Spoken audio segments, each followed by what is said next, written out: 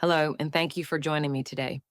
If you're a woman in your 60s or beyond, I want you to know that what we're about to discuss may be one of the most important conversations you'll have all year, especially when it comes to your body, your vitality, and your emotional well being. My name is Dr. Miriam Hart, and I'm a board certified physician with more than 30 years of experience caring for women just like you. Today, we're going to talk about something that has remained in the shadows for far too long: the impact of intimacy, particularly self intimacy, on a woman's health as she ages. Let me begin with a story. A few months ago, I received a message from the daughter of a former patient named Evelyn Reed. She had always been vibrant, sharp, warm, and full of laughter. One morning, her daughter found her sitting in her favorite chair by the window, a cup of tea still warm on the table, knitting in her lap, sunlight on her face. She looked peaceful, but she was gone. The official cause was listed as natural. Yet, as someone who had followed Evelyn's declining health over the years, I saw something deeper. Her vitality hadn't been taken by sudden illness. It had quietly faded year after year, the result of long-term neglect of her physiological and emotional health, especially in the most private areas of her body. And sadly, Evelyn isn't alone. Every year, thousands of women experience a similar silent unraveling, not because they've done anything wrong, but because they've been told, directly or indirectly, that they're no longer supposed to nurture the parts of themselves once considered vital: their intimate health. For decades, women have been led to believe that desire has an expiration date, that pleasure is something we grow out of. But here's the truth I need you to hear: maintaining a connection with your own body through any form of healthy, respectful self touch you feel comfortable with is not only natural, it's essential. This isn't about indulgence, it's about preserving circulation, hormone balance, and emotional equilibrium. When a woman stops engaging in sexual activity, including self pleasure, especially after menopause, her body doesn't simply pause. It begins to change. Tissue health, hormone levels, muscle strength, and even mood can all decline. The most common thing I hear in my office is, "Why didn't anyone tell me this?" That's why we're here. In this video, I'll walk you through 4 medically recognized consequences of completely stopping self stimulation later in life, and, more importantly, what you can do to prevent them. These are not theories or trends. They're grounded in science and supported by years of clinical experience with thousands of women over 60. So please stay with me until the end. The final point I'll share is perhaps the most emotionally powerful and least discussed, and it may help you understand yourself in a whole new way. If this topic resonates with you, I invite you to like this video, leave a comment below, and subscribe to this channel. At Thriving Golden Years, we believe women deserve honest, compassionate conversations, especially when it comes to aging. Now let's begin with the first and often most overlooked consequence: the gradual loss of vaginal and clitoral function. I want you to imagine your muscles. What happens when you stop using them for weeks or months? They weaken, they lose tone, they shrink. The same concept applies to the tissues in your pelvic region. Your vaginal walls and clitoral tissues are highly vascular and incredibly sensitive. They rely on consistent blood flow and gentle stimulation to stay healthy. According to the Mayo Clinic and the North American Menopause Society, when these tissues go without arousal for long periods, particularly after menopause, they lose elasticity, become thinner, and produce less natural lubrication. This condition is known as vaginal atrophy. And for many women, the first sign isn't dryness or discomfort, it's a fading of sensation, a quiet loss of pleasure, sometimes even pain during intimacy or while sitting. These aren't simply symptoms of aging, they're messages from your body, gentle reminders that it still needs your care. I remember a patient, let's call her Clara Mason, who came to me at age 71. She was anxious and embarrassed. She told me she hadn't felt comfortable down there in years, and when she tried to reconnect with her body, it was painful and distressing. She thought something was wrong with her, but Clara wasn't broken. Her body had simply adapted to disuse. Just as a joint stiffens without movement, vaginal and clitoral tissues respond to inactivity by becoming less responsive. The good news, in many cases, with gradual reintroduction of gentle stimulation, the use of vaginal moisturizers, and sometimes guided pelvic therapy, sensation can return. But only if you begin early. What saddened me most about Clara's story was how many years she spent believing that discomfort was normal, that she just had to accept the change. You don't. Even light, respectful forms of arousal, just a few times a week, can help maintain circulation, preserve elasticity, and protect the health of this vital system.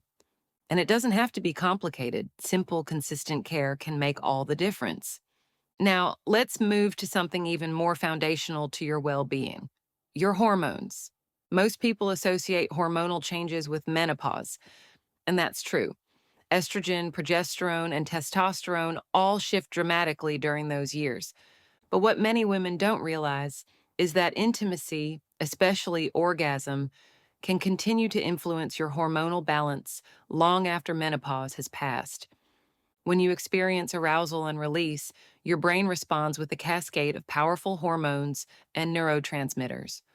Oxytocin, the bonding hormone, creates calm and connection. Dopamine lifts mood and motivation. Endorphins ease physical pain and emotional stress. Together, these chemicals form a natural reset, a wave of balance and vitality. Now imagine going years without ever triggering that cascade. In my practice, I've met countless women who came to me struggling with sleeplessness, irritability, sadness, or a sense of emotional flatness. They'd tried supplements, changed their diets, even started antidepressants. But when we looked deeper, a single pattern emerged: a complete absence of intimacy. One woman, I'll call her Margaret Dunn, was a retired school principal. Her voice shook as she told me, "I just don't feel like me anymore." And she wasn't imagining it.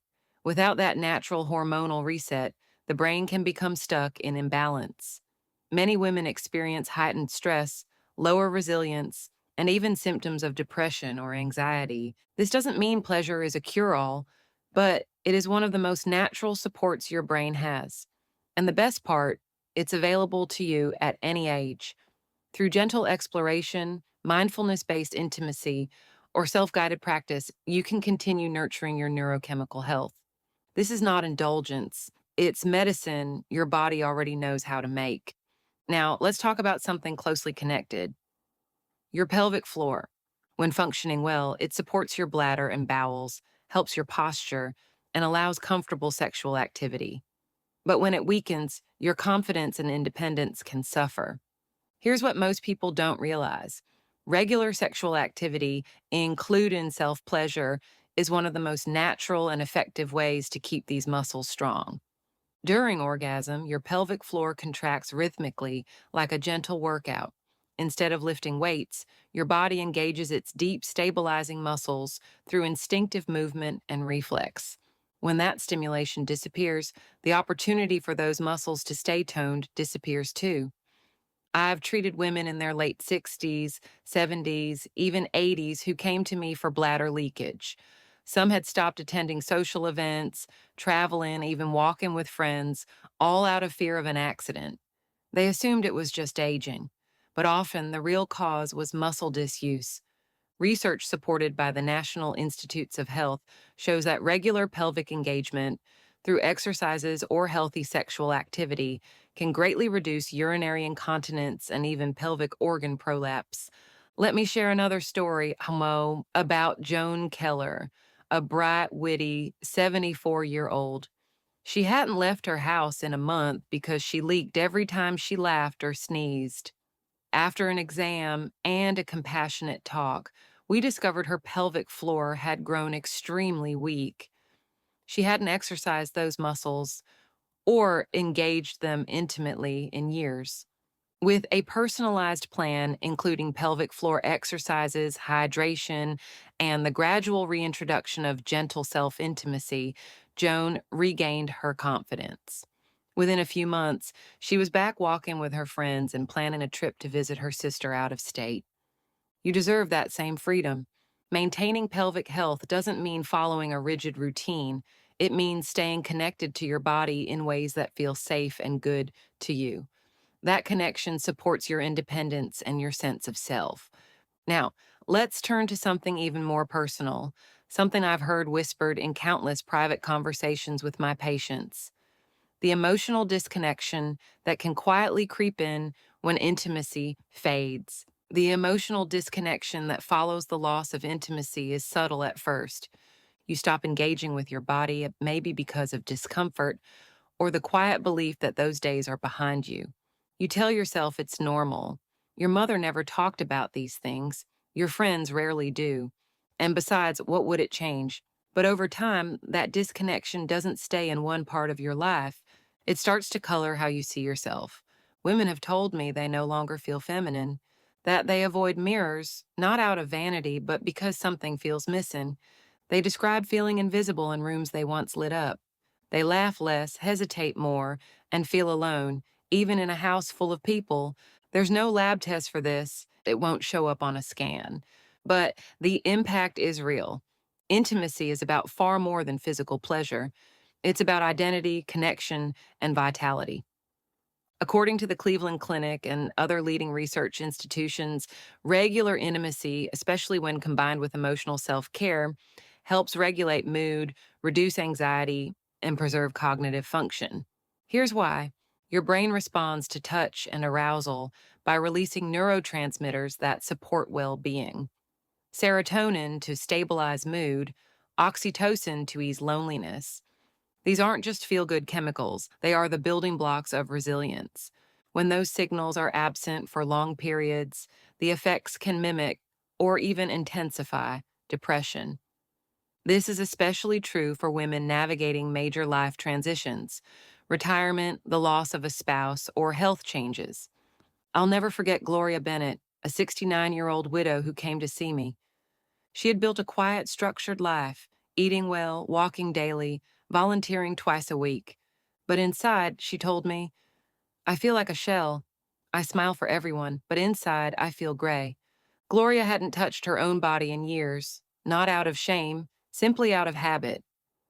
Together, we worked on gentle reconnection, starting not with pleasure but with presence. A hand over the heart, slow breathing into the abdomen, moments of calm awareness. Over time, she began to feel again. That small spark of reconnection didn't just lift her mood, it reignited her sense of purpose. She started taking art classes again, dressing with color, laughing freely. She told me, I feel like myself again for the first time in years. I share these stories because I want you to understand something essential. Intimacy isn't about indulgence. It's about maintaining the physical, chemical, and emotional systems that keep you whole. And you don't need a partner to begin. Gentle self-care, mindful breathing, pelvic exercises, or yes, respectful self-touch can spark quiet transformation. It's not about doing more, it's about feeling more.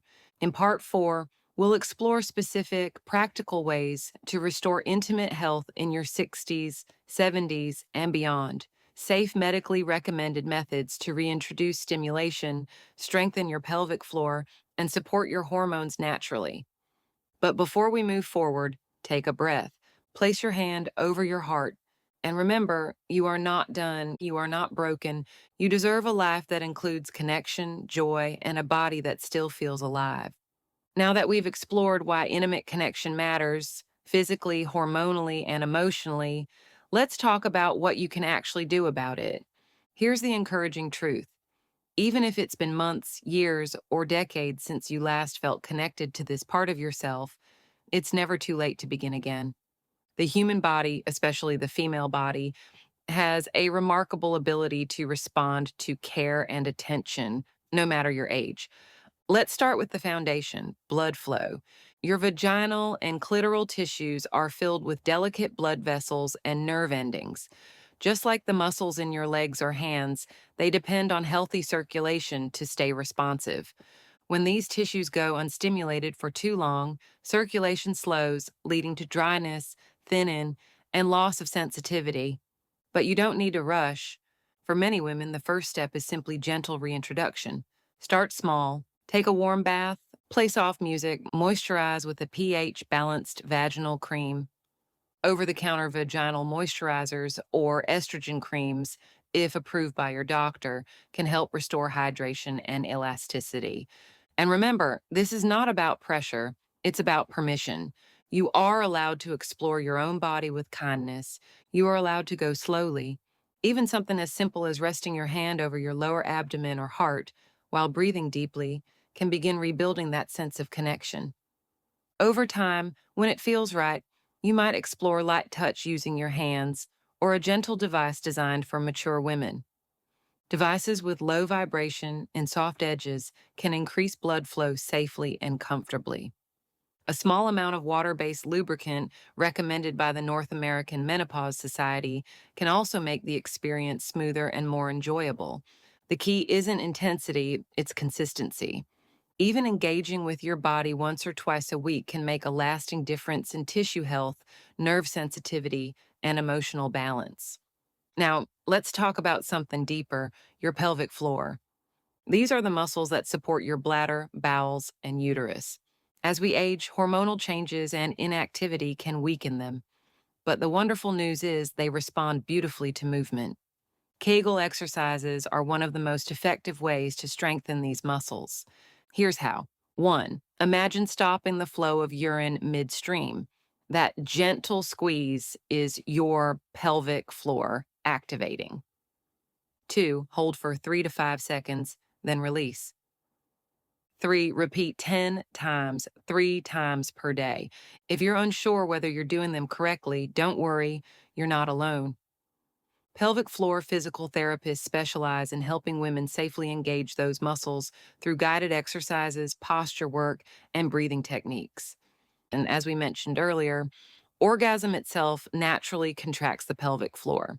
So when you engage in self-intimacy, you're not just maintaining pleasure. You're strengthening your core and improving bladder control too. Now, let's return to hormone health. Even though estrogen, progesterone, and testosterone decline with age, that doesn't mean you're powerless. Studies in menopause and climacteric journals show that regular arousal and orgasm help your brain release hormones that promote relaxation, connection, and mood stability. It's a feedback loop. The more you activate those pathways, the more your body maintains them. For women dealing with anxiety or low mood, just 10 minutes of mindful connection a few times a week can make a measurable difference. But beyond the biology, there's something even more profound: ownership. When you care for your body in this way, you send a message, not just to your cells, but to your spirit. A message that says, I still matter. I still deserve pleasure. I still belong in my own skin. I once worked with a woman named Denise Carter, 76 years old, widowed for 15.